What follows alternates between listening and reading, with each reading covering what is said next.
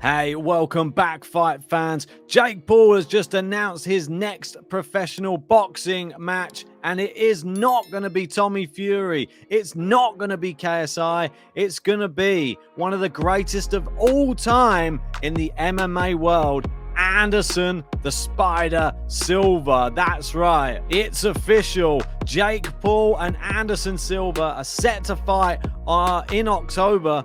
On the 29th in Pheonix, Arizona. The most valuable promotions announced. And you can see here the picture of the two of them. Anderson Silva, just recently taken up boxing, has only had about 4 or 5 professional fights himself. We had MMA Junkie confirming that the YouTuber turned boxer will face the UFC legend in an 8-round bout at 187 pounds next month. Obviously, Anderson Silva, famous for being the middleweight king in the UFC, with 12 title defenses.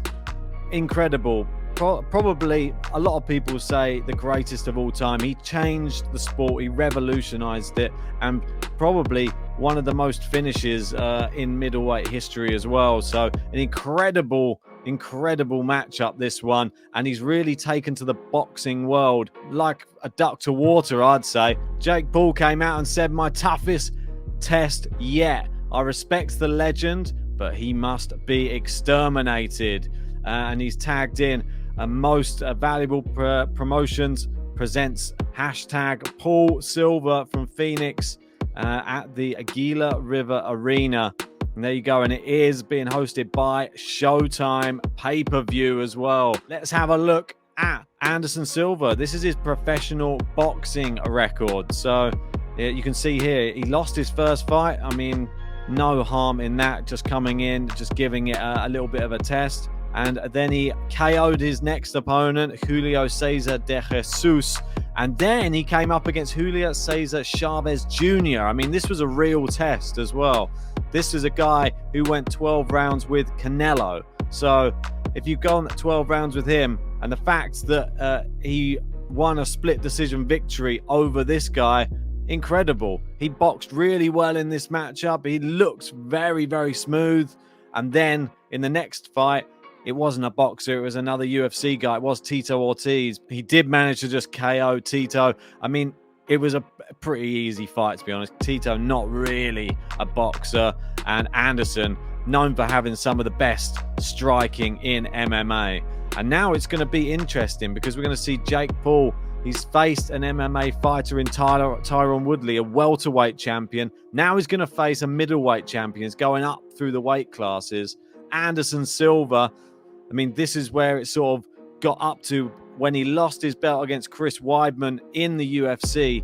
It was just sort of showboating, and that was what sort of led to his demise. He was that dominant that he sort of lost respect for his opponents and ended up getting caught and knocked out against Chris Weidman, and then the dramatic leg break in the rematch. And unfortunately, it was never the same again for Anderson in MMA.